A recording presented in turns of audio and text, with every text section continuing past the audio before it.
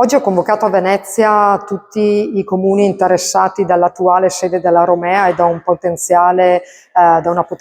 variante, le province di Venezia, Rovigo e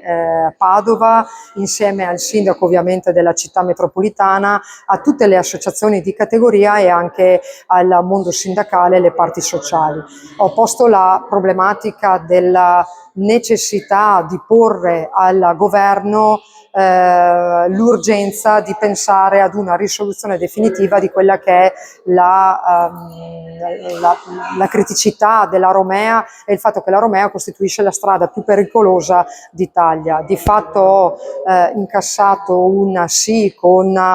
dei però e delle richieste di attenzione ovviamente da parte dei sindaci più ampie sul territorio, però di fatto c'è stata una condivisione unanime sulla necessità di porre il problema.